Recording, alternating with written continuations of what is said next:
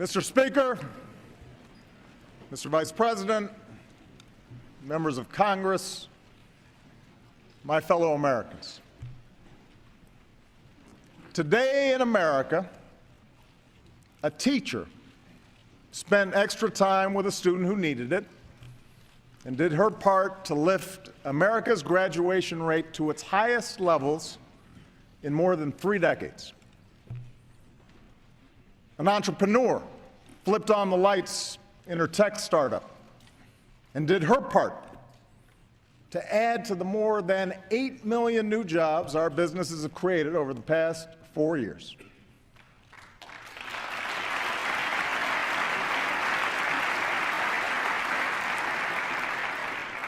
An auto worker fine-tuned some of the best, most fuel-efficient cars in the world and did his part to help America wean itself off foreign oil. A farmer prepared for the spring after the strongest 5-year stretch of farm exports in our history. A rural doctor gave a young child the first prescription to treat asthma that his mother could afford.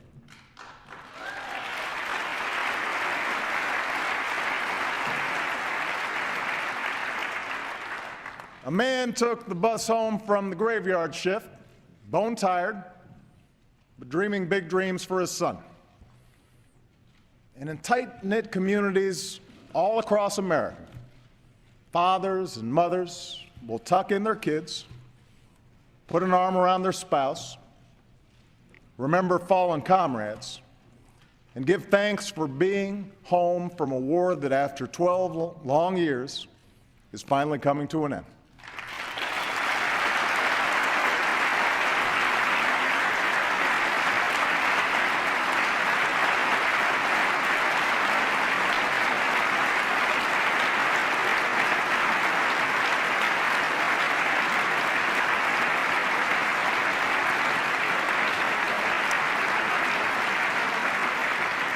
Tonight, this chamber speaks with one voice to the people we represent.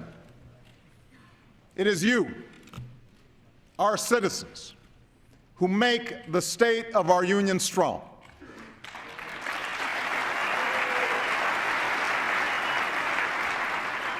And here are the results of your efforts.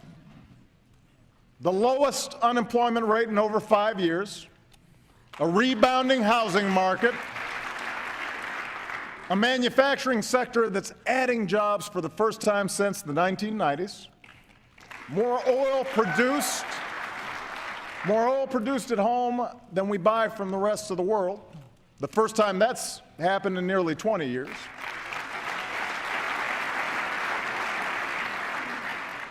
Our deficits cut by more than half. And for the first time in over a decade, business leaders around the world have declared that China is no longer the world's #1 place to invest.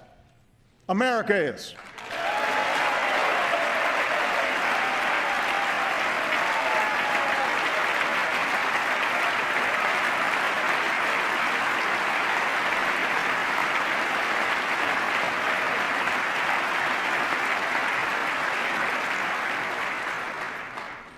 That's why I believe this can be a breakthrough year for America. After 5 years of grit and determined effort, the United States is better positioned for the 21st century than any other nation on earth. The question for everyone in this chamber, running through every decision we make this year, is whether we are going to help or hinder this progress. For several years now, this town has been consumed by a rancorous argument over the proper size of the federal government. It's an important debate, one that dates back to our very founding. But when that debate prevents us from carrying out even the most basic functions of our democracy, when our differences shut down government, or threaten the full faith and credit of the United States, then we are not doing right by the American people.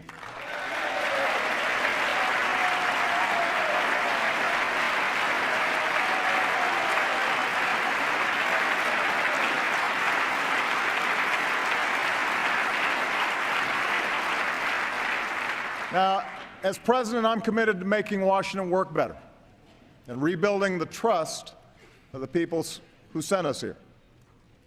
And I believe most of you are too. Last month, thanks to the work of Democrats and Republicans, Congress finally produced a budget that undoes some of last year's severe cuts to priorities like education. Nobody got everything they wanted, and we can still do more to invest in this country's future while bringing down our deficit in a balanced way. But the budget compromise should leave us freer to focus on creating new jobs, not creating new crises. And in the coming months,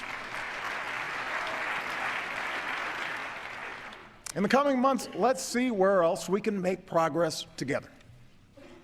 Let's make this a year of action.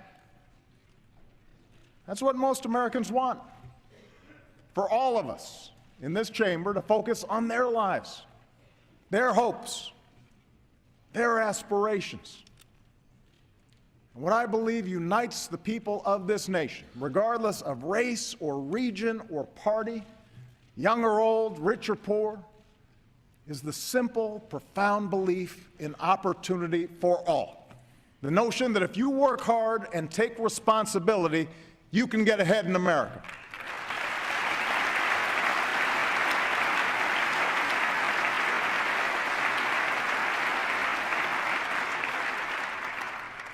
Now, let's face it, that belief has suffered some serious blows. Over more than 3 decades, even before the Great Recession hit, massive shifts in technology and global competition had eliminated a lot of good middle-class jobs and weakened the economic foundations that families depend on. Today, after 4 years of economic growth, corporate profits and stock prices have rarely been higher, and those at the top have never done better. But average wages have barely budged. Inequality has deepened. Upward mobility has stalled. The cold hard fact is that even in the midst of recovery, too many Americans are working more than ever just to get by, let alone to get ahead. And too many still aren't working at all. So our job is to reverse these trends. It won't happen right away, and we won't agree on everything. But what I offer tonight is a set of concrete, practical proposals to speed up growth, strengthen the middle class, and build new ladders of opportunity into the middle class. Some require congressional action, and I'm eager to work with all of you. But America does not stand still, and neither will I. So wherever and whenever I can take steps without legislation to expand opportunity for more American families, that's what I'm going to do.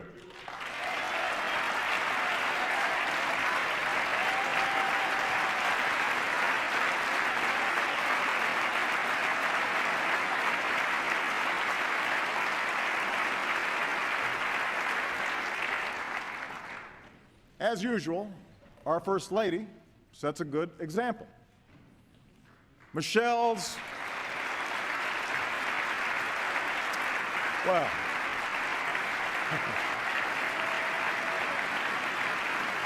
yeah.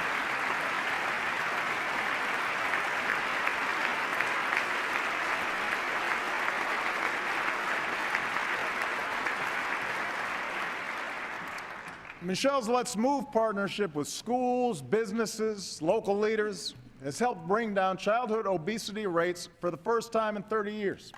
And that's an achievement that will improve lives and reduce health care costs for decades to come.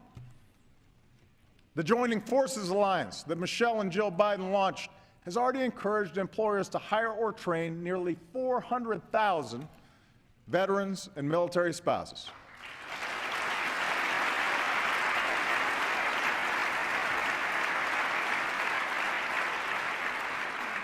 Taking a page from that playbook, the White House just organized a College Opportunity Summit where already 150 universities, businesses, nonprofits have made concrete commitments to reduce inequality in access to higher education, and to help every hard-working kid go to college and succeed when they get to campus.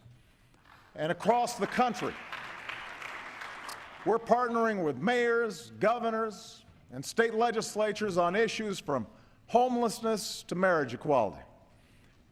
The point is, there are millions of Americans outside of Washington who are tired of stale political arguments and are moving this country forward.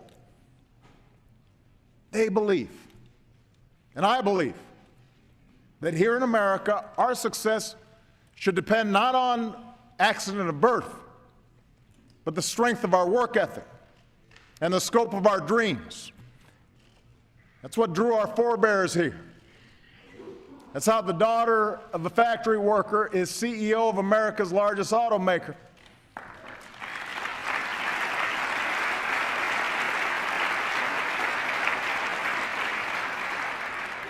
How the son of a barkeep is Speaker of the House.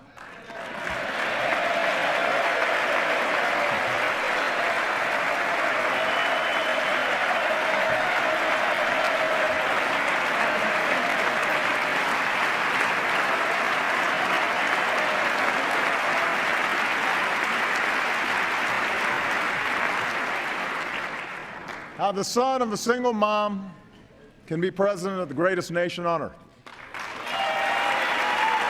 You know,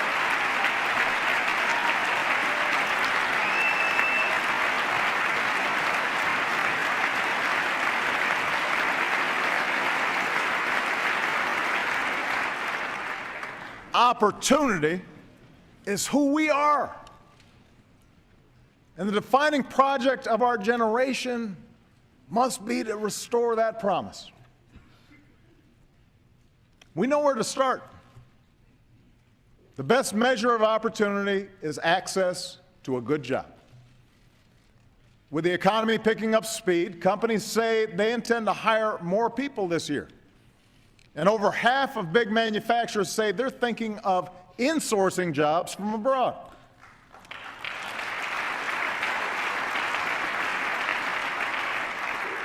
So let's make that decision easier for more companies.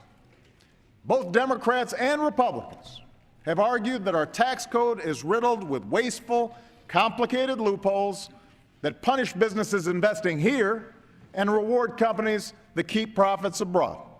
Let's flip that equation. Let's work together to close those loopholes, end those incentives to ship jobs overseas, and lower tax rates for businesses that create jobs right here at home.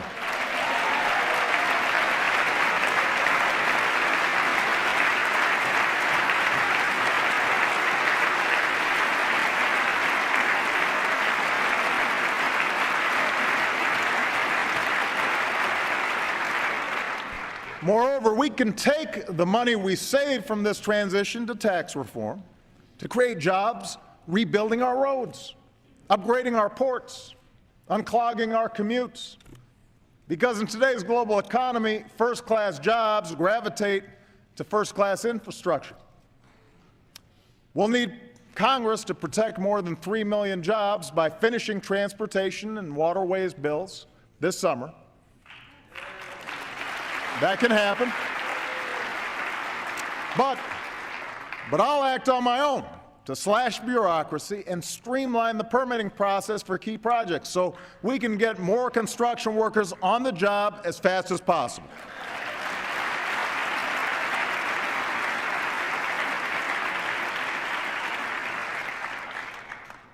We also have the chance right now to beat other countries in the race for the next wave of high-tech manufacturing jobs.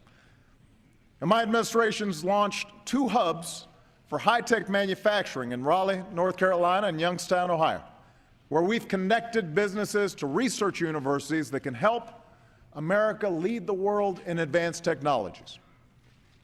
Tonight, I'm announcing we'll launch 6 more this year.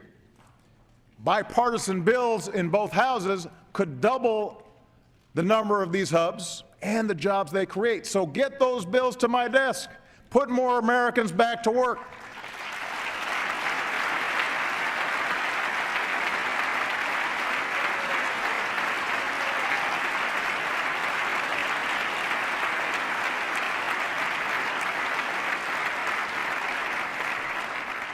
Let's do more to help the entrepreneurs and small business owners who create most new jobs in America. Over the past 5 years, my administration has made more loans to small business owners than any other. And when 98% of our exporters are small businesses, new trade partnerships with Europe and the Asia Pacific will help them create even more jobs. We need to work together on tools like Bipartisan Trade Promotion Authority to protect our workers, protect our environment, and open new markets to new goods stamped Made in the USA.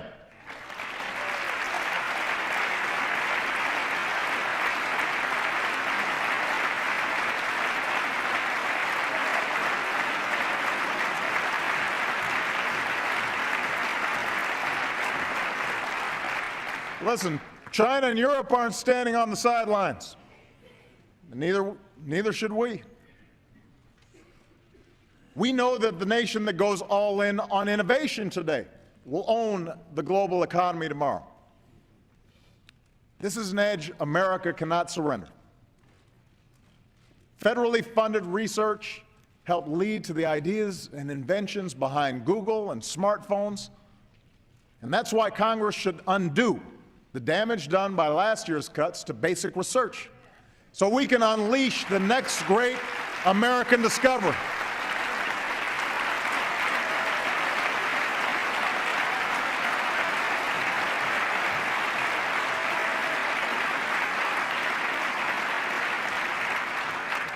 There are entire industries to be built based on vaccines that stay ahead of drug-resistant bacteria, or paper-thin material that's stronger than steel. And let's pass a patent reform bill that allows our businesses to stay focused on innovation, not costly and needless litigation.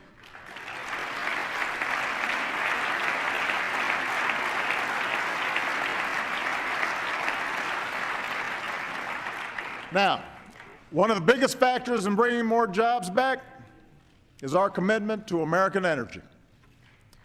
The all-the-above energy strategy I announced a few years ago is working, and today America is closer to energy independence than we have been in decades.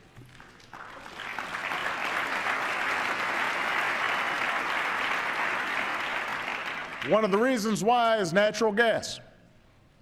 If extracted safely, it's the bridge fuel that can power our economy with less of the carbon pollution that causes climate change.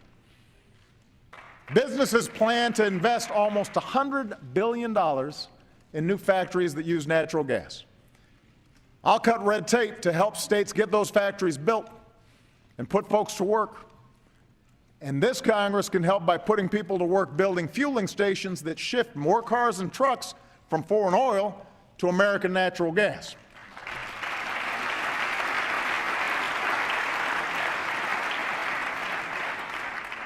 Meanwhile, my administration will keep working with the industry to sustain production and jobs growth while strengthening protection of our air, our water, our communities. And while we're at it, I'll use my authority to protect more of our pristine federal lands for future generations.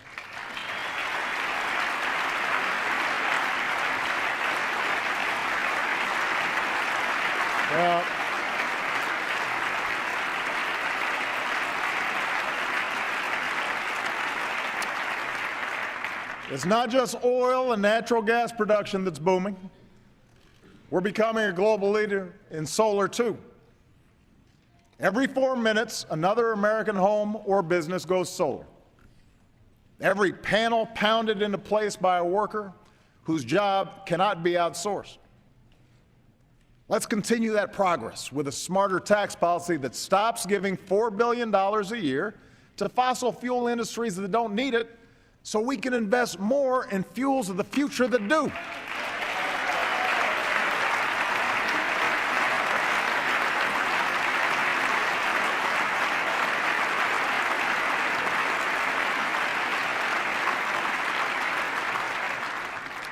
And even as we've increased energy production, we've partnered with businesses, builders, and local communities to reduce the energy we consume. When we rescued our automakers, for example, we worked with them to set higher fuel efficiency standards for our cars. In the coming months, I'll build on that success by setting new standards for our trucks so we can keep driving down oil imports and what we pay at the pump. And taken together, our energy policy is creating jobs and leading to a cleaner, safer planet. Over the past 8 years, the United States has reduced our total carbon pollution more than any other nation on Earth.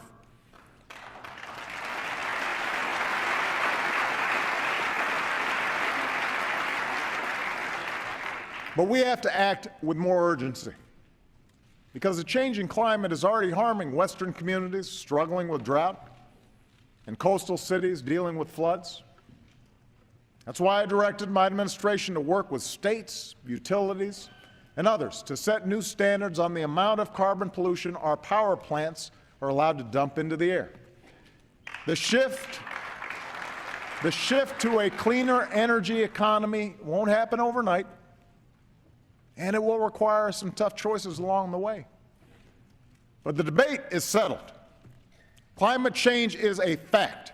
And when our children's children look us in the eye and ask if we did all we could to leave them a safer, more stable world with new sources of energy, I want us to be able to say, yes, we did.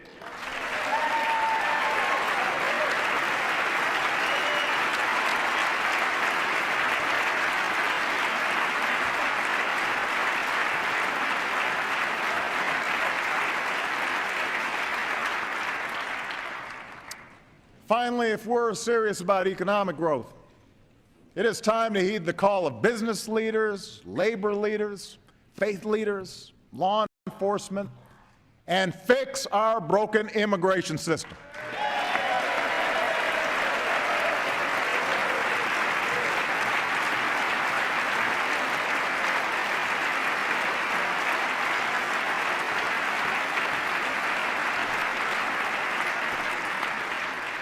Republicans and Democrats in the Senate have acted, and I know that members of both parties in the House want to do the same.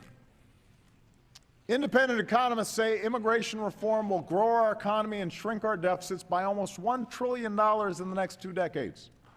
And for good reason. When people come here to fulfill their dreams, to study, invent, contribute to our culture, they make our country a more attractive place for businesses to locate and create jobs for everybody. So let's get immigration reform done this year. Let's get it done. It's time.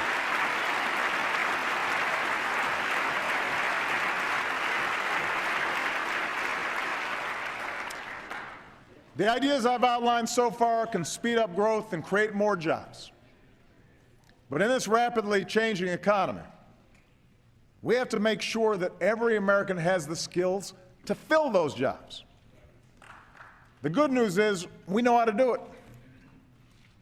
2 years ago, as the auto industry came roaring back, Andra Rush opened up a manufacturing firm in Detroit. She knew that Ford needed parts for the best-selling truck in America, and she knew how to make those parts. She just needed the workforce. So she dialed up what we call an American Job Center, places where folks can walk in to get the help or training they need to find a new job or a better job. She was flooded with new workers. And today, Detroit Manufacturing Systems has more than 700 employees. Now, what Andra and her employees experienced is how it should be for every employer and every job seeker. So tonight I've asked Vice President Biden to lead an across-the-board reform of America's training programs to make sure they have one mission: train Americans with the skills employers need and match them to good jobs that need to be filled right now.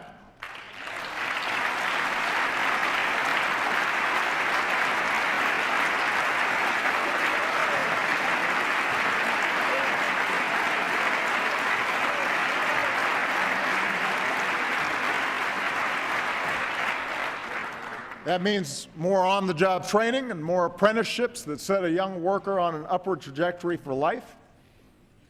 It means connecting companies to community colleges that can help design training to fill their specific needs. And if Congress wants to help, you can concentrate funding on proven programs that connect more ready-to-work Americans with ready-to-be-filled jobs. I'm also convinced we can help Americans return to the workforce faster by reforming unemployment insurance so that it's more effective in today's economy. But first, this Congress needs to restore the unemployment insurance you just let expire for 1.6 million people.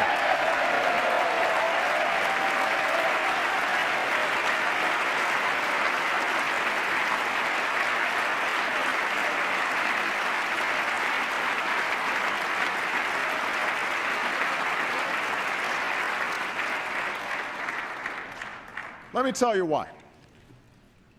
Misty DeMars is a mother of 2 young boys. She'd been steadily employed since she was a teenager, put herself through college. She'd never collected unemployment benefits, but she'd been paying taxes. In May, she and her husband used their life savings to buy their first home. A week later, budget cuts claimed the job she loved. Last month, when their unemployment insurance was cut off, she sat down and wrote me a letter, the kind I get every day. We are the face of the unemployment crisis, she wrote. I'm not dependent on the government. Our country depends on people like us who build careers, contribute to society, care about our neighbors. I'm confident that in time I will find a job, I will pay my taxes, and we will raise our children in their own home and the community we love. Please give us this chance. Congress, give these hardworking, responsible Americans that chance. Give them that chance.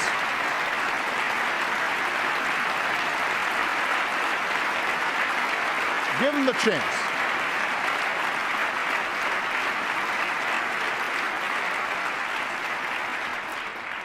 They need our help right now, but more important, this country needs them in the game.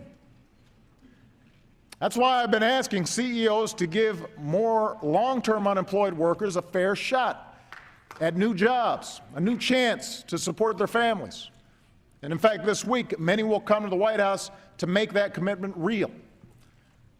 Tonight, I ask every business leader in America to join us and do the same, because we are stronger when America fields a full team.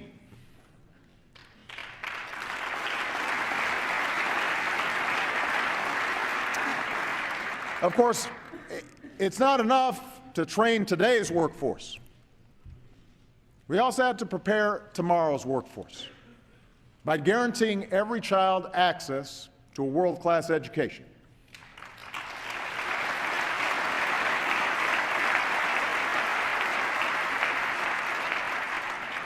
As Steven Rodriguez couldn't speak a word of English when he moved to New York City at age 9. But last month, thanks to the support of great teachers and an innovative tutoring program, he led a march of his classmates through a crowd of cheering parents and neighbors from their high school to the post office where they mailed off their college applications. And this son of a factory worker just found out he's going to college this fall.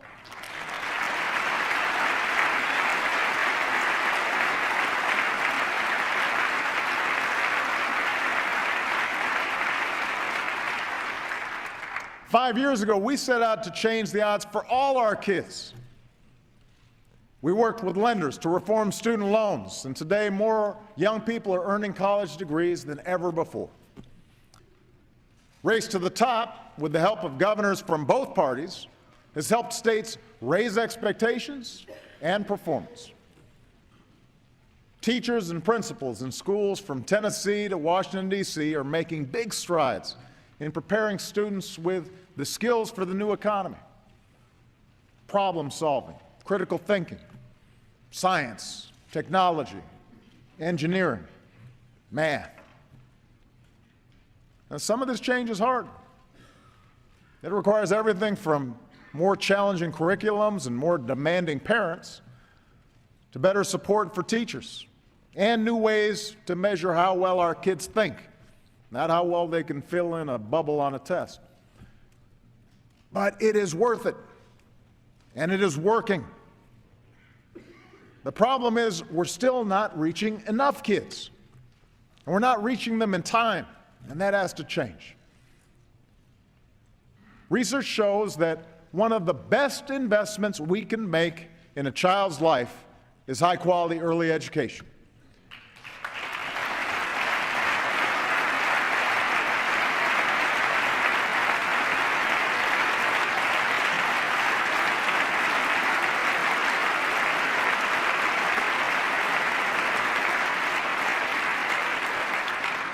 Last year, I asked this Congress to help states make high-quality pre-K available to every 4-year-old. And as a parent, as well as a president, I repeat that request tonight. But in the meantime, 30 states have raised pre-K funding on their own. They know we can't wait. So just as we worked with states to reform our schools, this year we'll invest in new partnerships with states and communities across the country in a race to the top for our youngest children. And as Congress decides what it's going to do, I'm going to pull together a coalition of elected officials, business leaders, and philanthropists willing to help more kids access the high-quality pre-K that they need. It is right for America. We need to get this done.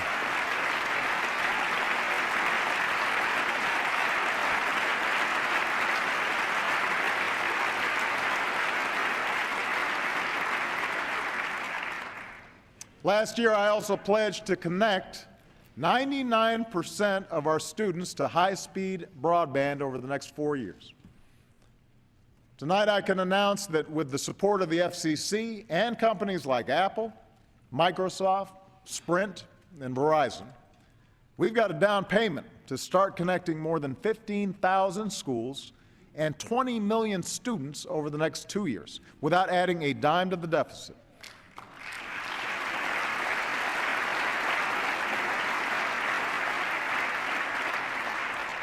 We're working to redesign high schools and partner them with colleges and employers that offer the real-world education and hands-on training that can lead directly to a job and career. We're shaking up our system of higher education to give parents more information and colleges more incentive to offer better value so that no middle-class kid is priced out of a college education. We're offering millions the opportunity to cap their monthly student loan payments to 10% of their income. And I want to work with Congress to see how we can help even more Americans who feel trapped by student loan debt.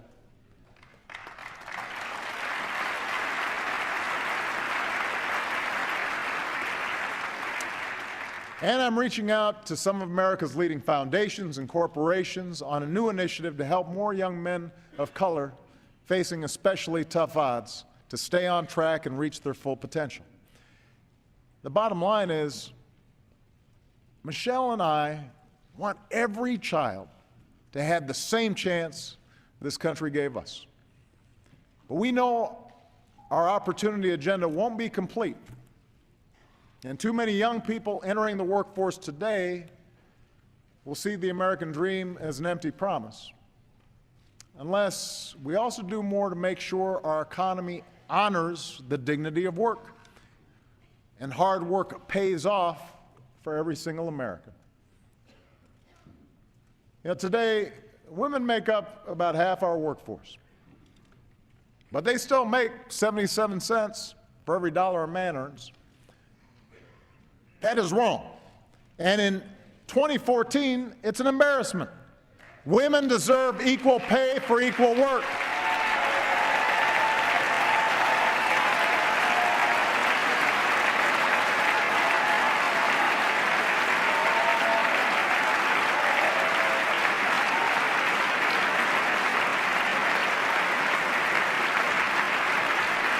know,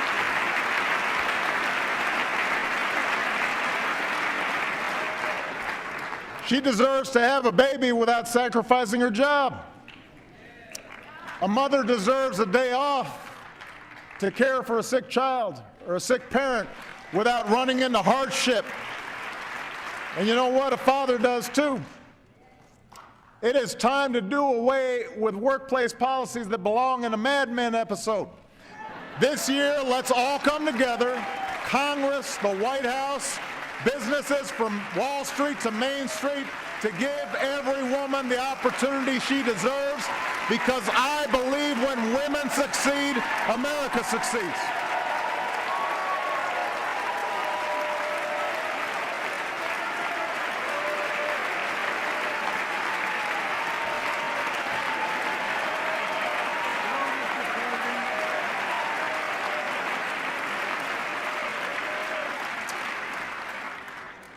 Now, women hold a majority of lower wage jobs, but they're not the only ones stifled by stagnant wages. Americans understand that some people will earn more money than others, and we don't resent those who, by virtue of their efforts, achieve incredible success. That's what America's all about. But Americans overwhelmingly agree that no one who works full-time should ever have to raise a family in poverty.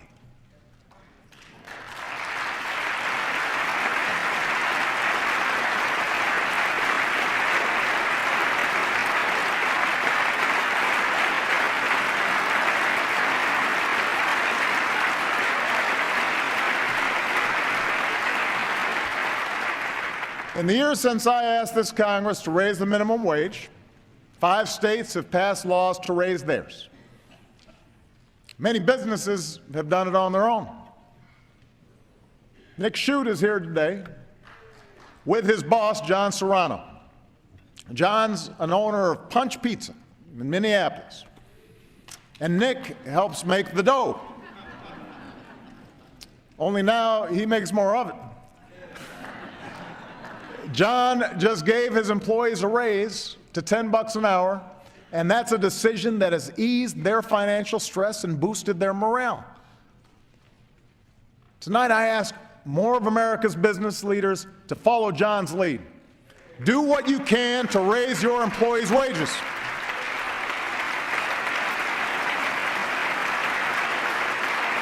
It's good for the economy, it's good for America.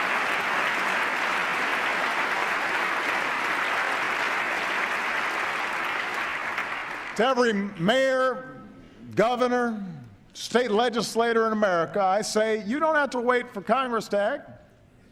Americans will support you if you take this on. And as a chief executive, I intend to lead by example. Profitable corporations like Costco see higher wages as the smart way to boost productivity and reduce turnover. We should too. In the coming weeks, I will issue an executive order requiring federal contractors to pay their federally funded employees a fair wage of at least $10.10 an hour, because if you cook our troops' meals or wash their dishes, you should not have to live in poverty.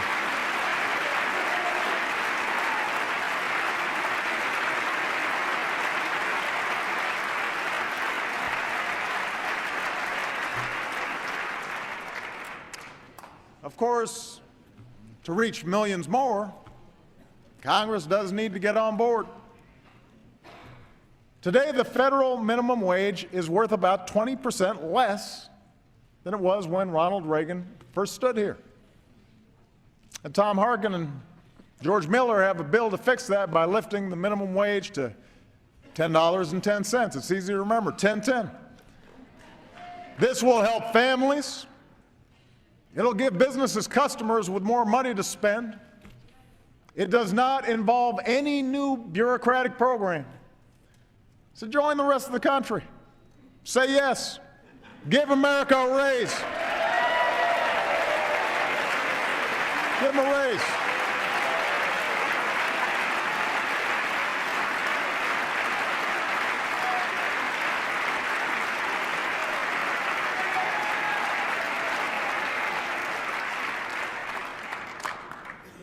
There are other steps we can take to help families make ends meet.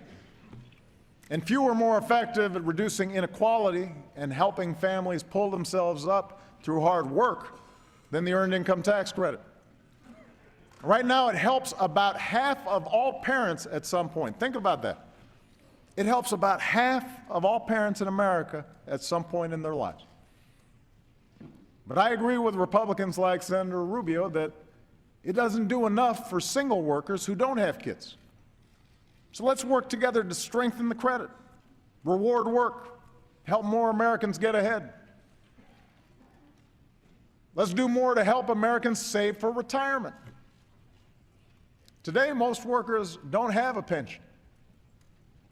A Social Security check often isn't enough on its own. And while the stock market has doubled over the last 5 years, that doesn't help folks who don't have 401ks. That's why tomorrow I will direct the Treasury to create a new way for working Americans to start their own retirement savings. MyRA. It's a new savings bond that encourages folks to build a nest egg. MyRA guarantees a decent return with no risk of losing what you put in. And if this Congress wants to help, work with me to fix an upside-down tax code that gives big tax breaks to help the wealthy save, but does little or nothing for middle-class Americans. Offer every American access to an automatic IRA on the job so they can save at work just like everybody in this chamber can. And since the most important investment many families make is their home, send me legislation that protects taxpayers from footing the bill for a housing crisis ever again and keeps the dream of home ownership alive for future generations.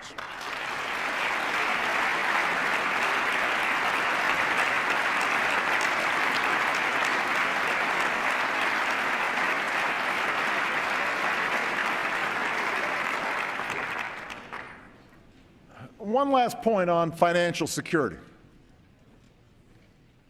For decades, few things exposed hardworking families to economic hardship more than a broken health care system. And in case you haven't heard, we're in the process of fixing that.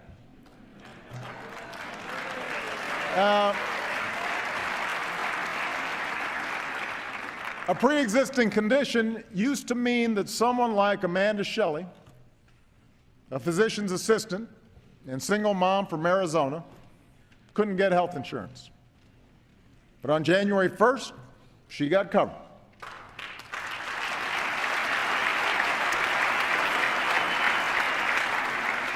On January 3rd, she felt a sharp pain. On January 6th, she had emergency surgery. Just 1 week earlier, Amanda said, and that surgery would have meant bankruptcy. That's what health insurance reform is all about.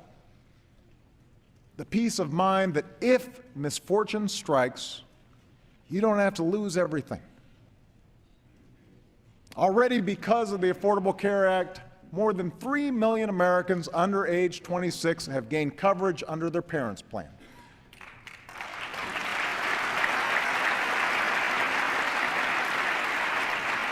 More than 9 million Americans have signed up for private health insurance or Medicaid coverage.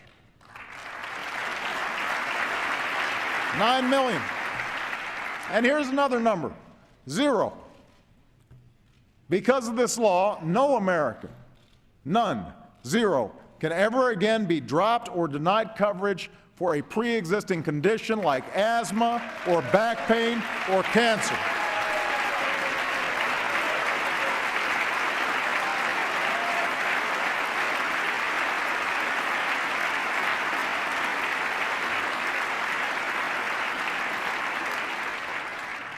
No woman can ever be charged more just because she's a woman.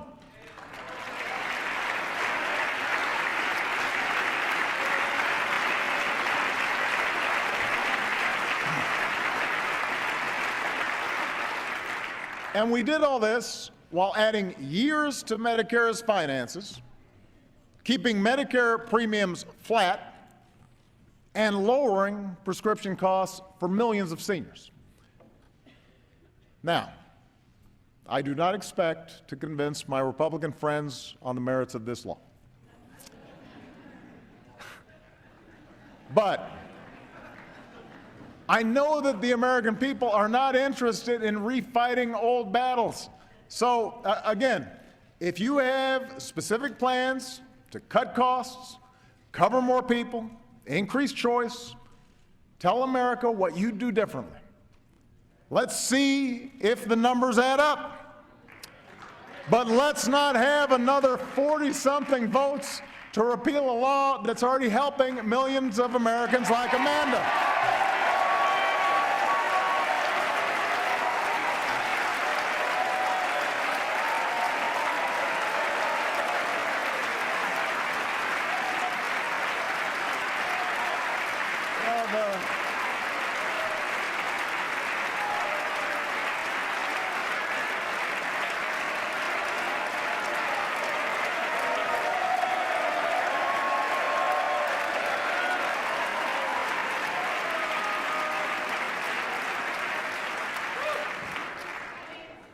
The first 40 were plenty. We all owe it to the American people to say what we're for, not just what we're against. And if you want to know the real impact this law is having, just talk to Governor Steve Beshear of Kentucky, who's here tonight. Now, Kentucky is not the most liberal part of the country. That's not where I got my highest vote totals.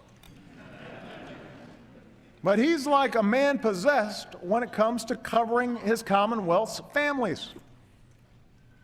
They're our neighbors and our friends, he said. They're people we shop and go to church with. Farmers out on the tractor. Grocery clerks. They're people who go to work every morning praying they don't get sick. No one deserves to live that way. Steve's right. That's why tonight I ask every American who knows someone without health insurance to help them get covered by March 31st. Help them get covered.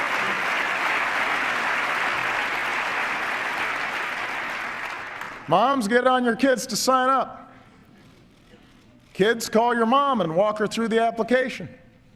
They'll give her some peace of mind, and plus she'll appreciate hearing from you.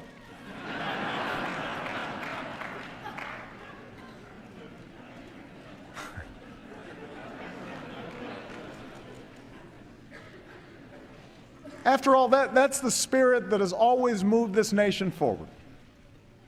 It's the spirit of citizenship. The recognition that through hard work and responsibility, we can pursue our individual dreams but still come together as one American family to make sure the next generation can pursue its dreams as well.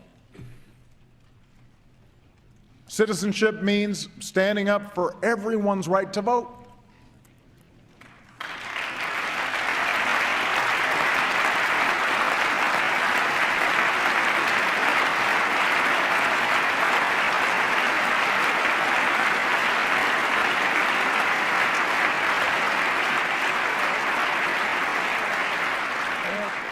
Last year, part of the Voting Rights Act was weakened, but conservative Republicans and liberal Democrats are working together to strengthen it.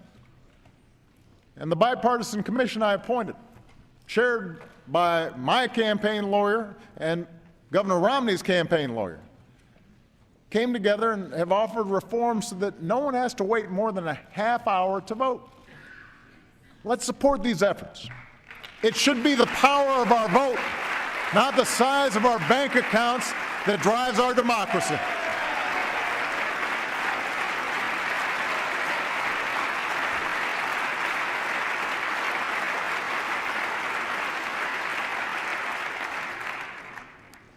Citizenship means standing up for the lives that gun violence steals from us each day.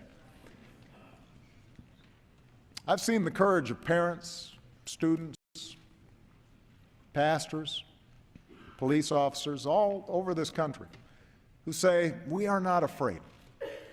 And I intend to keep trying, with or without Congress, to help stop more tragedies from visiting innocent Americans in our movie theaters and our shopping malls or schools like Sandy Hook.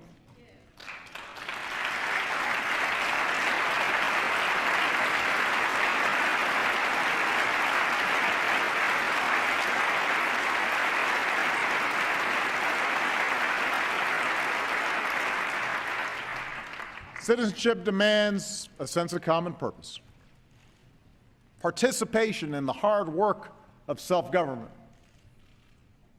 an obligation to serve our communities. And I know this chamber agrees that few Americans give more to their country than our diplomats and the men and women of the United States Armed Forces.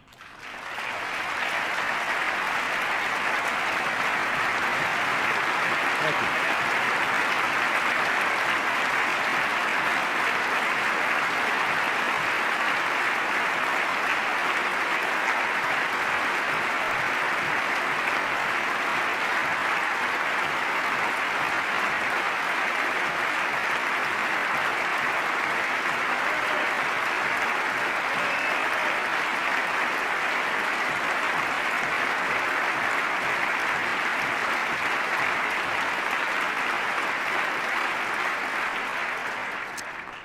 Tonight, because of the extraordinary troops and civilians who risk and lay down their lives to keep us free, the United States is more secure. When I took office, nearly 180,000 Americans were serving in Iraq and Afghanistan. Today, all our troops are out of Iraq. More than 60,000 of our troops have already come home from Afghanistan.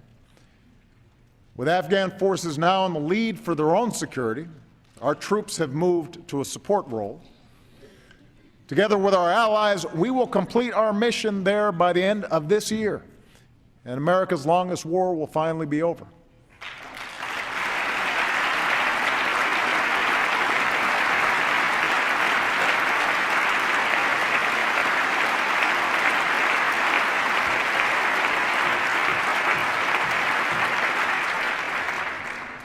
After 2014, we will support a unified Afghanistan as it takes responsibility for its own future. If the Afghan government signs a security agreement that we have negotiated, a small force of Americans could remain in Afghanistan with NATO allies to carry out two narrow missions: training and assisting Afghan forces, and counterterrorism operations to pursue any remnants of al-Qaeda. For while our relationship with Afghanistan will change, one thing will not: our resolve that terrorists do not launch attacks against our country.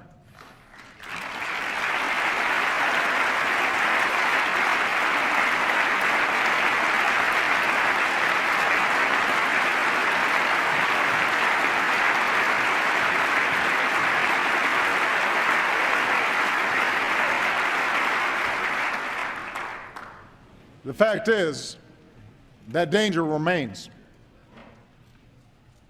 While we've put al-Qaeda's core leadership on a path to defeat, the threat has evolved as al-Qaeda affiliates and other extremists take root in different parts of the world.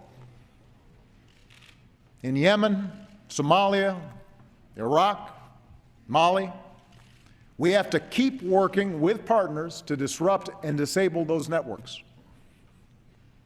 In Syria, we'll support the opposition that rejects the agenda of terrorist networks. Here at home, we'll keep strengthening our defenses and combat new threats like cyber attacks. And as we reform our defense budget, we will have to keep faith with our men and women in uniform and invest in the capabilities they need to succeed in future missions.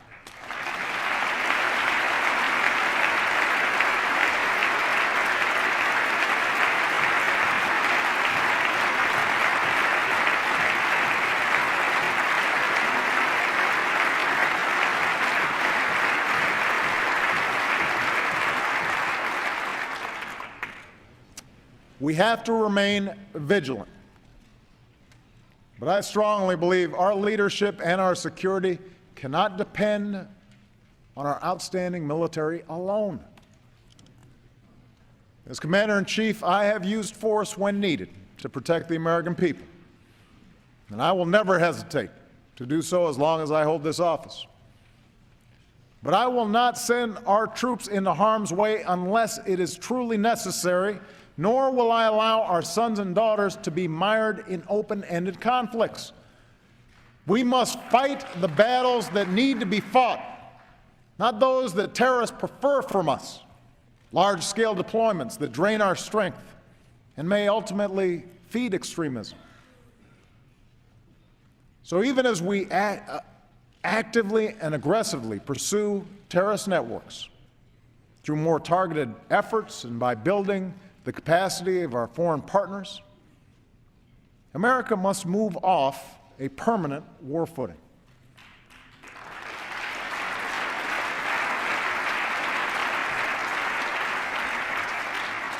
That's why I've imposed prudent limits on the use of drones. For we will not be safer if people abroad believe we strike within their countries without regard for the consequence. That's why, working with this Congress, I will reform our surveillance programs, because the vital work of our intelligence community depends on public confidence, here and abroad, that privacy of ordinary people is not being violated.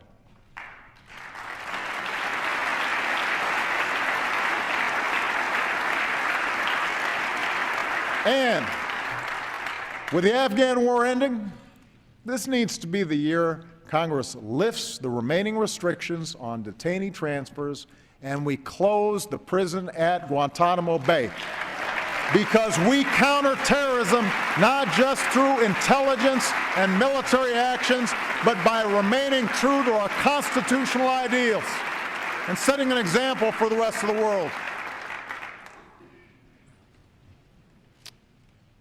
You see, in a world of complex threats, our security, our leadership depends on all elements of our power, including strong and principled diplomacy.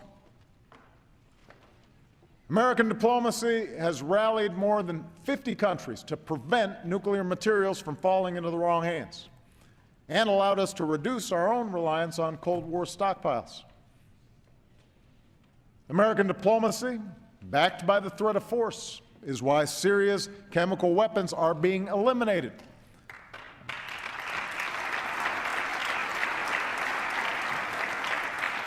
And we will continue to work with the international community to usher in the future the Syrian people deserve, a future free of dictatorship, terror, and fear.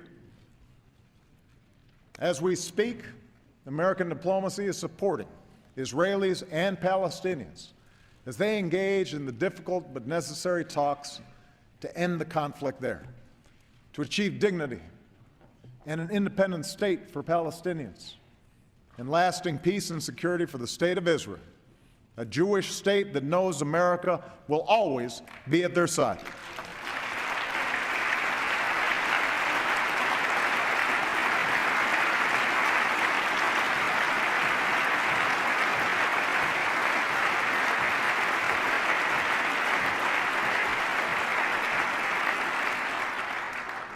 And it is American diplomacy, backed by pressure, that has halted the progress of Iran's nuclear program and rolled back parts of that program for the very first time in a decade. As we gather here tonight, Iran has begun to eliminate its stockpile of higher levels of enriched uranium. It's not installing advanced centrifuges. Unprecedented inspections help the world verify every day that Iran is not building a bomb. And with our allies and partners, we're engaged in negotiations to see if we can peacefully achieve a goal we all share: preventing Iran from obtaining a nuclear weapon.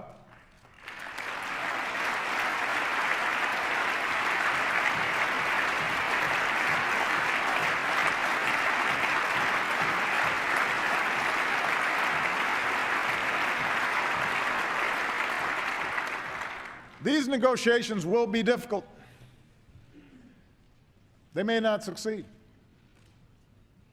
We are clear-eyed about Iran's support for terrorist organizations like Hezbollah, which threatens our allies. And we're clear about the mistrust between our nations, mistrust that cannot be wished away. But these negotiations don't rely on trust. Any long-term deal we agree to must be based on verifiable action that convinces us and the international community that Iran is not building a nuclear bomb. If John F. Kennedy and Ronald Reagan could negotiate with the Soviet Union, then surely a strong and confident America can negotiate with less powerful adversaries today.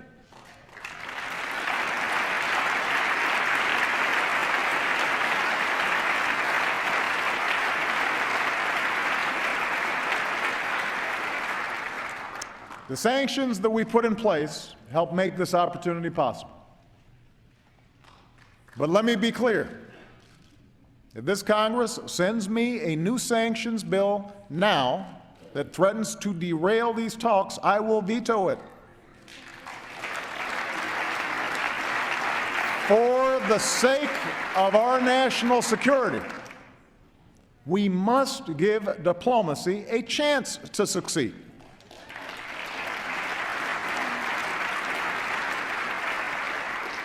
If Iran's leaders do not seize this opportunity, then I will be the first to call for more sanctions and stand ready to exercise all options to make sure Iran does not build a nuclear weapon. But if Iran's leaders do seize the chance, and we'll know soon enough, then Iran could take an important step to rejoin the community of nations, and we will have resolved one of the leading security challenges of our time without the risks of war. And finally, let's remember that our leadership is defined not just by our defense against threats, but by the enormous opportunities to do good and promote understanding around the globe, to forge greater cooperation, to expand new markets, to free people from fear and want. And no one is better positioned to take advantage of those opportunities than America. Our alliance with Europe remains the strongest the world has ever known. From Tunisia to Burma, we're supporting those who are willing to do the hard work of building democracy. In Ukraine, we stand for the principle that all people have the right to express themselves freely and peacefully, and to have a say in their country's future. Across Africa, we're bringing together businesses and governments to double access to electricity and help end extreme poverty. In the Americas, we're building new ties of commerce, but we're also expanding cultural and educational exchanges among young people.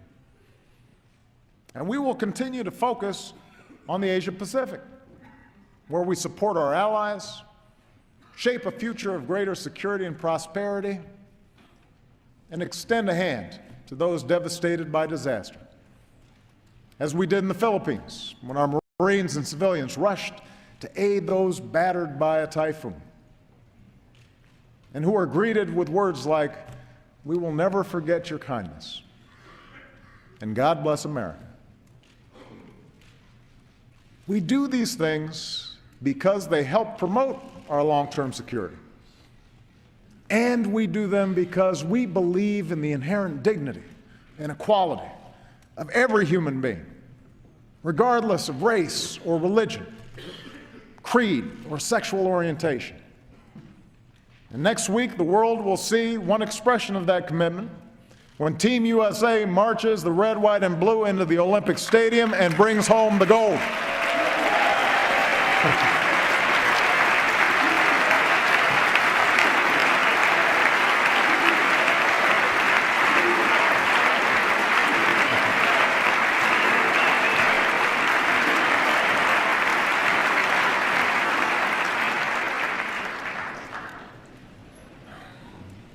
My fellow Americans, no other country in the world does what we do. On every issue, the world turns to us, not simply because of the size of our economy or our military might, but because of the ideals we stand for and the burdens we bear to advance them. No one knows this better than those who serve in uniform. As this time of war draws to a close, a new generation of heroes returns to civilian life. We'll keep slashing that backlog so our veterans receive the benefits they've earned and our wounded warriors receive the health care, including the mental health care that they need.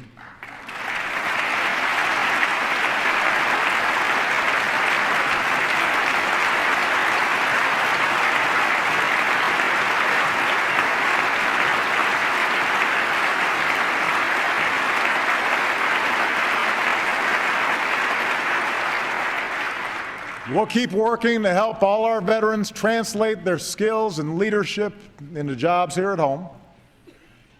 And we will all continue to join forces to honor and support our remarkable military families. Let me tell you about one of those families I've come to know.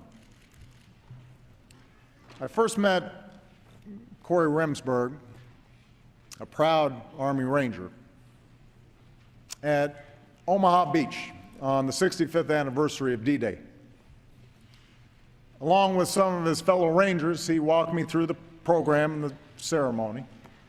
He was a strong, impressive young man, had an easy manner, he was sharp as a tack, and we joked around and took pictures, and I told him to stay in touch. A few months later, on his 10th deployment, Corey was nearly killed by a massive roadside bomb in Afghanistan. His comrades found him in a canal, face down, underwater, shrapnel in his brain. For months, he lay in a coma. The next time I met him in the hospital, he couldn't speak, could barely move. Over the years, he's endured dozens of surgeries and procedures, hours of grueling rehab every day. Even now, Corey's still blind in one eye, still struggles on his left side.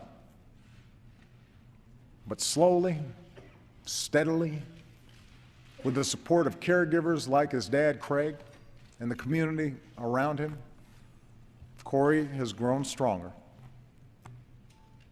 Day by day, he's learned to speak again, and stand again, and walk again.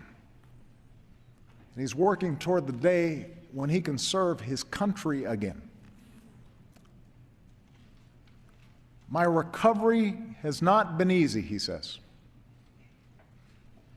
Nothing in life that's worth anything is easy. Corey is here tonight. And like the Army he loves, like the America he serves, Sergeant First Class Corey Remsburg never gives up and he does not quit. Corey.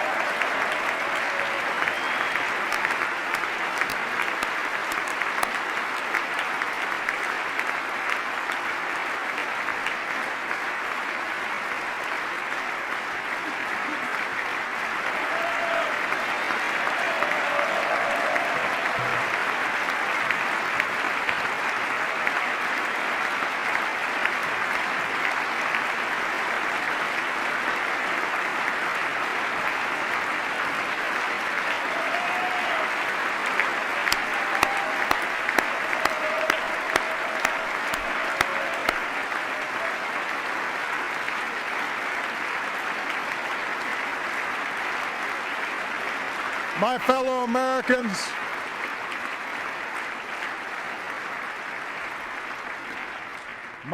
Americans, men and women like Corey remind us that America has never come easy.